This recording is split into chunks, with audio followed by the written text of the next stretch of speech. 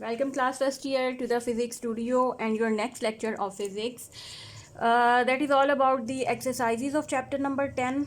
Class हम chapter 10 ख़त्म कर चुके हैं और आज हम इसकी एक्सरसाइजेज जल्दी जल्दी देख लेते हैं क्योंकि as we all know that colleges are going to start from tomorrow. So उसके बाद online classes, to take online classes will be a big deal. So उससे पहले हम जितना ऑनलाइन पढ़ सकते हैं पढ़ लेते हैं. आज की हमारी जो एक्सरसाइज है, जो लेक्चर है, वो हम करेंगे चैप्टर नंबर 10 के क्वेश्चंस और शॉर्ट क्वेश्चंस करेंगे, एक्सरसाइजेस करेंगे. और इसके लिए आप आ जाइए क्वेश्चन चैप्टर नंबर 10 की शॉर्ट क्वेश्चंस की तरफ. First of all I am going to start exercises of chapter number 10 questions plus numericals. First of all, the question that is included in your smart syllabus is question number 10.3. So question number 10.3, so let's discuss it. Why would it be advantageous to use blue light with a compound microscope? तो class आपसे सवाल पूछा जा रहा है कि अगर हम ब्लू लाइट इस्तेमाल करें माइक्रोस्कोप में तो क्या ये हमारे लिए फ़ायदेमंद रहेगी. अगर रहेगी फ़ायदेमंद, या इसका क्या फ़ायदा है. तो अगर हम माइक्रोस्कोप की रिजॉल्विंग पावर का फार्मूला चेक कर लेते हैं पहले, कि आखिर रिजॉल्विंग पावर यही होती है ना कि हम कितनी चीज़ों को सही से क्लैरिटी से देख सकते हैं. वो हमें उस ऑब्जेक्ट की, उस ऑप्टिकल इंस्ट्रूमेंट की रिजॉल्विंग पावर बताती है. और रिजॉल्विंग पावर किस पे डिपेंड करती है? 1/α मिनिमम एंड 1.22 लैम्बडा. अच्छा, इसको मैं इक्वेशन 1 कह देती हूँ और ये बहुत इंपॉर्टेंट इक्वेशन है because it describes the resolving power of an optical microscope and it depends upon the it is we see that the resolving power is inversely proportional to the wavelength of the light used and directly proportional to the diameter of the lens. तो हमें यहाँ से क्या पता चलता है, हम क्या यहाँ से कंक्लूड कर सकते हैं कि हम जितनी ज़्यादा शॉर्ट वेवलेंथ लेंगे या शॉर्ट वेवलेंथ की लाइट लेंगे, रिजॉल्विंग पावर उस इंस्ट्रूमेंट की उतनी ज़्यादा होगी. तो आप लोगों को, हम क्योंकि स्पेक्ट्रम ऑफ लाइट पढ़ चुके हैं और हमें पता है कि ब्लू लाइट ही एक ऐसी लाइट है जिसकी वेवलेंथ सबसे कम होती है बाकी colour as compare to other colours. तो अगर हम ब्लू लाइट यूज़ करेंगे तो रिजॉल्विंग पावर हमें ज़्यादा मिलेगी. मतलब कि आप जो भी ऑब्जेक्ट देखना चाह रहे हैं उसको क्लियरली डिटेल्स के साथ देख सकते हैं. और दूसरा ये कि या तो आप मतलब ब्लू वेव लाइट चूज़ कर लें या आप लेंस का डायमीटर बढ़ा लें, तब भी आपके पास लेंस के पास बहुत ज़्यादा सारी इन्फॉर्मेशन आएगी. अगर आप डायमीटर बढ़ा लेंगे आईपीस का, तब भी लेंस के पास काफ़ी ज़्यादा इन्फॉर्मेशन आएगी और क्लैरिटी से हम चीज़ों को देख सकेंगे. तो या आप डायमीटर बढ़ा लें या वेवलेंथ शॉर्ट कर लें, दोनों सूरतों में रिजॉल्विंग पावर बढ़ जाएगी और हम चीज़ों को ज़्यादा डिटेल में देख सकते हैं. क्लियर? ओके, अब आ जाए नेक्स्ट सवाल की तरफ. वो है question number 10.4. One can buy a cheap microscope for use by the children. The images seen in such a microscope have colored edges. Why is this? So हम सस्ती सी, अगर ये खिलौना टाइप जो माइक्रोस्कोप्स होती हैं, माइक्रोस्कोप लाइक वो एक लेंस ही होता है और अक्सर बच्चे लेके फिर रहे होते हैं. अगर हम उनमें से चीज़ों को देखने की कोशिश करें तो हमें चीज़ों के एजेस जो हैं वो कलर्ड मिलते हैं और बहुत क्लियर भी चीज़ें नज़र नहीं आती. ऑब्जेक्ट्स क्लियर नहीं होते और एजेस ब्लर्ड होते हैं या कलर्ड होते हैं. इसकी क्या रीज़न है? तो क्लास एक लेंसेज के बहुत इम्पॉर्टेंट एरर की तरफ निशानदेही करती है. हम स्कूल फिज़िक्स में आप लेंसेज के एरर्स पढ़ चुके होंगे, जिनमें से एक बहुत ही फेमस है क्रोमेटिक एरर. क्रोमेटिक एरर या क्रोमेटिक एबिरेशन, ये वो एरर है लेंस का जिसमें आप लेंसेज के थ्रू चीज़ों को क्लियर नहीं देख सकते और एजेस के ऊपर आपको कलर्ड नज़र आते हैं. उसकी रीज़न ये है कि जब आप आम लाइट की बजाय, मोनोक्रोमेटिक लाइट की बजाय कलर्ड लाइट उस लेंस के थ्रू इस्तेमाल करेंगे तो लेंस उनकी कैपेबिलिटी इतनी नहीं होगी, lens won't be able to focus all the colours according to their wavelength. Lens के पास इतनी कैपेबिलिटी नहीं होगी कि वो हर कलर को अलग अलग से फोकस कर सके। तो इस तरह से वो लेंस एक बहुत ही मतलब कि कलर से एजेस या ब्लड से कलर्स आपको नज़र आएंगे। तो this error is called chromatic aberration. उसके बाद आ जाए क्वेश्चन नंबर 10.5 पे। If a person was looking through a telescope at the full moon, how would the 10.6, it is 10.6. If a person was looking through a telescope at the full moon, अगर कोई आदमी telescope के through पूरे चांद को देख रहा है, how would the appearance of the moon be changed by covering half of the objective lens. अब जिस टेलीस्कोप को वो इस्तेमाल कर रहा है उसके ऑब्जेक्टिव लेंस को अगर आप हाफ कवर कर दें तो क्या होगा। क्लास देखिए, जो भी रोशनी उस ऑब्जेक्ट की या मून की एंटर होनी थी ऑब्जेक्टिव लेंस में, जब आप ऑब्जेक्टिव लेंस को हाफ कवर्ड कर देंगे तो जाहिर है कि वो इंटेंसिटी भी हाफ रह जाएगी और मून की तरफ से लाइट ज़्यादा से ज़्यादा लेंस के अंदर एंटर नहीं हो सकेगी, जिसकी वजह से मून हमें बहुत क्लियर नज़र नहीं आएगा। पूरे का पूरा नज़र ज़रूर आएगा बट लाइट की इंटेंसिटी कम हो जाएगी। सो ये हमारे सवाल कंप्लीट हो गए हैं। Now come towards the numerical problems and first numerical problem is problem 10.1। इसको अब हम डिस्कस करते हैं। ये मैं रेस कर देती हूँ। सो क्वेश्चन 10.1 सेज, इसका पहले डाटा लिख लेंगे जल्दी से। एक converging lens of focal length 5 centimetre, एक कन्वर्जिंग लेंस है जिसकी फोकल लेंथ हमें दी गई है 5 centimetre, is use as a magnifying glass. As a magnifying glass हम उसे यूज़ कर रहे हैं। If the near point of the observer is 25 centimetre, near point of the observer T is equal to 25 centimeter and the lens is held close to the eye, calculate the distance of the object from the lens। distance of the object from the lens का क्या मतलब है कि हमें P की value calculate करनी है। Secondly, the angular magnification, we have to calculate angular magnification। And thirdly, what is the angular magnification when the final image is formed at infinity। so एक और m फाइंड करना है जब image infinity पे form करेगी। और class यहाँ से देख लीजिए कि अगर d हमारे पास 25 सेंटीमीटर है तो q भी वही डिस्टेंस है जिस पे इमेज बनती है और ये डिस्टेंस हमारे पास हम लेंगे यहाँ पर -25 सेंटीमीटर, क्योंकि इमेज जो है वो वर्चुअल है। सो अब आ जाए, now we will use the lens formula 1/p + 1/q is equal to 1/f। देखिए हमें क्या क्या कुछ दिया हुआ है। p हमने कैलकुलेट करना है तो p को आप इधर ही रखिए, 1/f - 1/q। फोकल लेंथ दी गई है 1/5 - 1/q हमें दिया गया है -25। इसको सॉल्व करेंगे, 5 + 1 डिवाइडेड बाय 25, तो ये हमारे पास आ जाएगा 6/25 1/p। और इसके साथ ही आप इसको कैलकुलेट कर लेंगे तो p की वैल्यू हमारे पास आ जाएगी 4.17 सेंटीमीटर। मैं यहाँ पे अलग से लिख देती हूँ, p की वैल्यू आ जाएगी 4.17 सेंटीमीटर। और now the second point is we have to find the angular magnification of the lens 1 + d/f।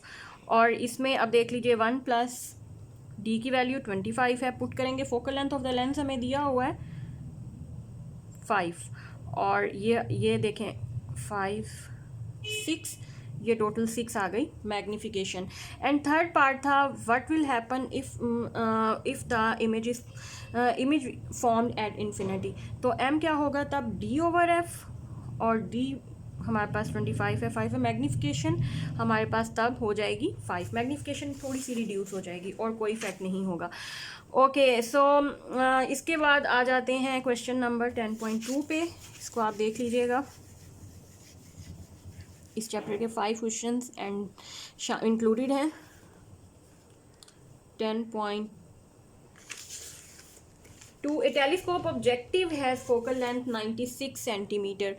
a telescope objective has focal length, तो मैं पहले डाटा लिख लेती हूँ। जो टेलीस्कोप का ऑब्जेक्टिव है उसकी फोकल लेंथ हमें दी गई है 96 centimetre, sorry 96 centimetre and diameter, और इसका डायामीटर दिया गया है of the objective 12 centimetre. Calculate the focal length and minimum diameter of a simple eyepiece. Eyepiece की फोकल लेंथ और आई पीस का minimum diameter, sorry D E हमने calculate करना है. Simple length for the use of the telescope if the linear magnification required is 24. linear magnification हमें दी गई है 24 times है. and all the light transmitted by the objective from a distant point on the telescope axis is to fall on the eyepiece. so इसको हम solve करेंगे. हमें अब चाहिए क्या क्या ये फैक्टर रिक्वायर हैं, तो हम इसमें फार्मूला पहला अप्लाई करेंगे कि magnification of the telescope, we know that F ratio between two focal length of the two length is used, इसके बराबर होती है. और एक और फार्मूला हम इस्तेमाल करेंगे क्योंकि डायामीटर और फोकल लेंथ एक दूसरे के प्रोपोर्शनल होती हैं, तो diameter of the eyepiece will the proportional focal length of the eyepiece and diameter of the objective will be proportional to the focal length of the objective and we can take the ratio of the both. तो इसके बाद अब ये दोनों formula आपके सामने हैं, values put करिए. देखिए हमें एम दिया गया है और एफ ई हमें, we have to find the value of F E. F E को एक तरफ कर लें, दूसरी तरफ हमारे पास आ जाएगा F O by M and that will be equal to 96 divided by 24 and 4 centimetre. उसके बाद आ जाइए, इस सेकंड फार्मूला को हमने यूज़ करना है because we have calculated F E. So for now it's time to calculate the D E. सो इस फार्मूले से हम डी ई की वैल्यू कैलकुलेट करेंगे. That will be equal to D not multiplied by F E over F not. सारी values put करें. D O हमें दिया गया है 12, एफ ई दी गई है, एफ ई हमने ऊपर कैलकुलेट किया 4, एफ ओ दिया गया है 96. इसको हम कैलकुलेट कर लेंगे easily, we will get the answer 0.50 centimetre. उसके बाद नेक्स्ट सवाल है हमारा, we have to do problem number 10.4. Okay, problem 10.4 says, इसका भी पहले डाटा लिख लेंगे जल्दी से. 10.4 says a simple astronomical telescope in normal adjustment has an objective of focal length 100 centimeter and an eyepiece of focal length 5 centimeter. Where is the final image formed? Secondly, we have to calculate the angular magnification. दो चीज़ें हमने calculate कर लेनी है, जल्दी इसका data लिख लेते हैं. A simple astronomical telescope in normal adjustment has an objective of focal length. focal length of objective हमें दी गई है 100 सेंटीमीटर और आई पीस की हमें दी गई है 5 centimetre. Where is a final image form का मतलब है कि क्यू ई क्या होगा और calculate the angular magnification M क्या होगा. So to calculate the value of Q E we will use the lens's formula 1 over P E plus 1 over Q E equals to 1 over F E. So 1 over Q E को आप एक तरफ करिए, 1 over F E minus 1 over P. अब इसमें फार्मूले में आप वैल्यूज पुट कर दीजिए. यह आ जाएगा 1 over 5 minus 1 over 5 is equal to 0 and this implies that final image is going to form at infinity. So the second part is what would be the angular magnification that infinity, and that shows that the telescope has been set for the normal adjustment. F E over F O दोनों की values put करिए. F E हमारे पास हमें दिया गया F O over F E. F O हमें दिया गया 100 डिवाइडेड बाई 5 एंड यहाँ से हम we can calculate magnification, that would be 20 times. So बस ये question, this question has come to an end. और उसके बाद आ जाइए, हमारा नेक्स्ट सवाल है 10.6. प्रॉब्लम नंबर 10.6 है, इसका डाटा लिखेंगे. ए compound microscope has lenses of focal length 1 centimetre and 3 centimetre.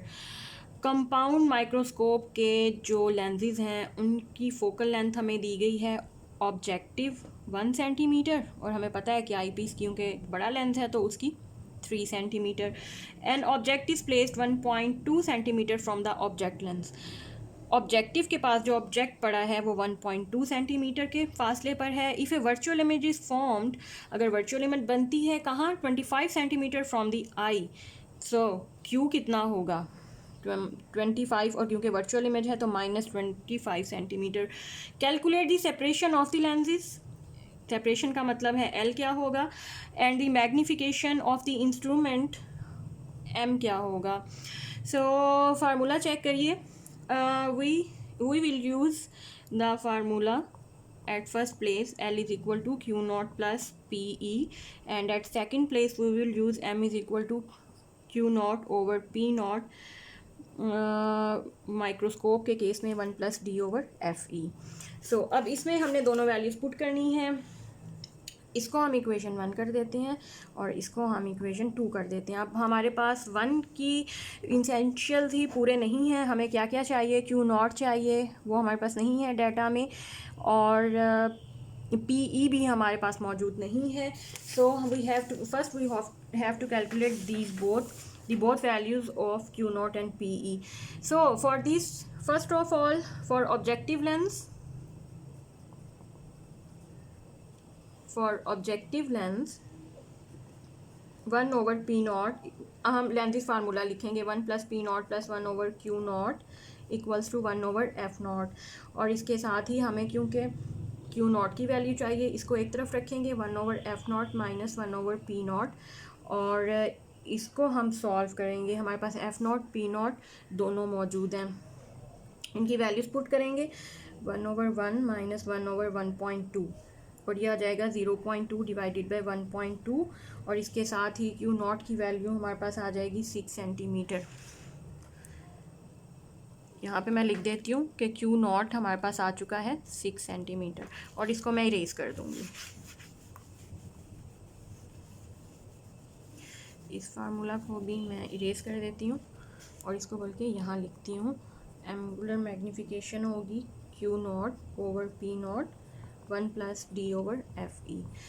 ये सेकंड फार्मूला जो हमने यूज़ करना है। ओके, अब हमारे पास Q नॉट भी आ चुका है, but still we are missing PE। So PE को फाइंड करने के लिए again I am using the lens formula for the case of eyepiece, PIECE। Eyepiece के लिए इस्तेमाल करेंगे 1 over PE plus 1 over QE equals to 1 over FE, और इसके साथ ही 1 over PE को क्योंकि हमने मालूम करना है 1 over FE minus 1 over QE,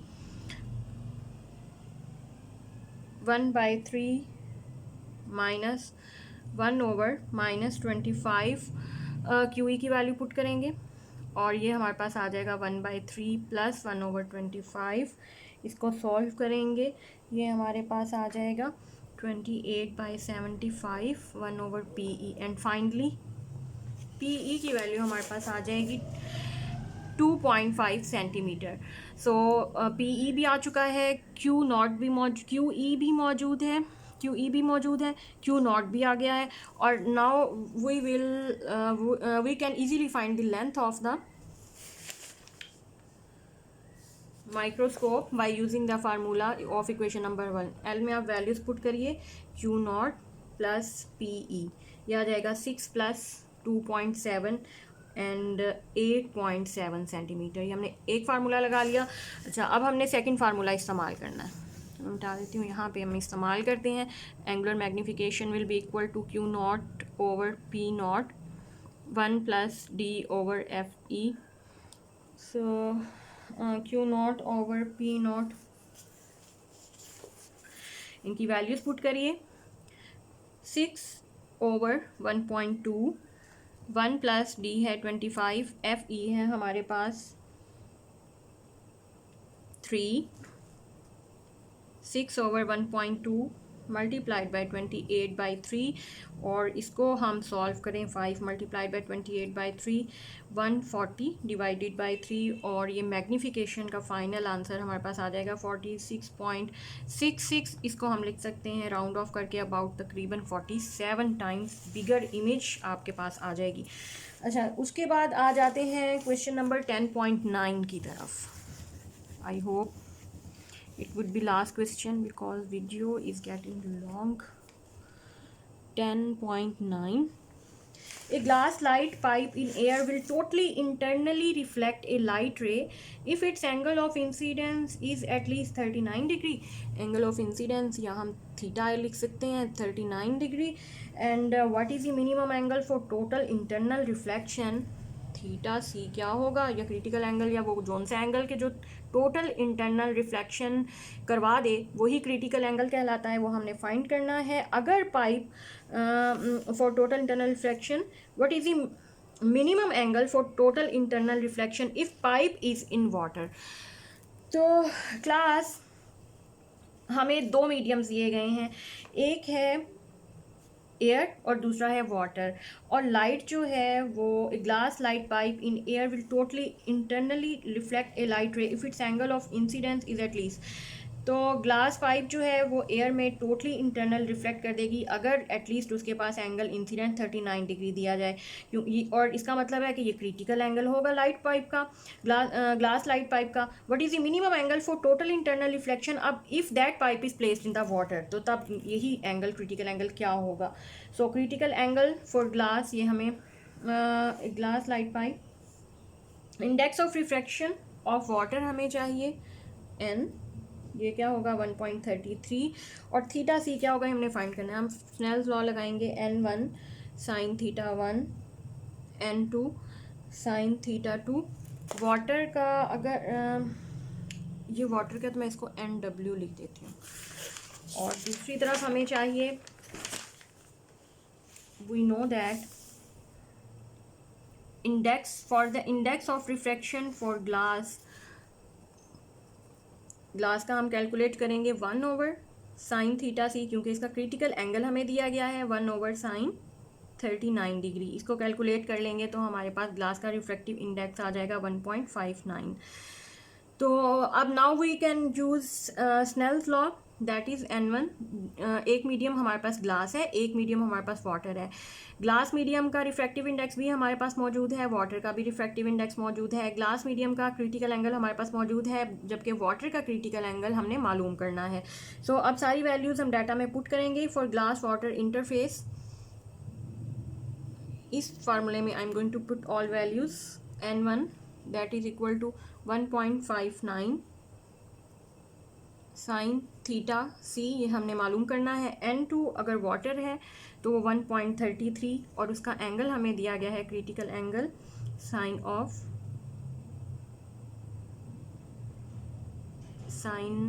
90 degree. और इसके साथ ही साइन 90 वी नो दैट ये 1 हो जाएगा. 1.33 1.59 divided by sine of theta C. Theta C तो हमने मालूम करना, इसको हम इधर नहीं रखते, 1.5 को लाएंगे sine theta C divided by 1.59.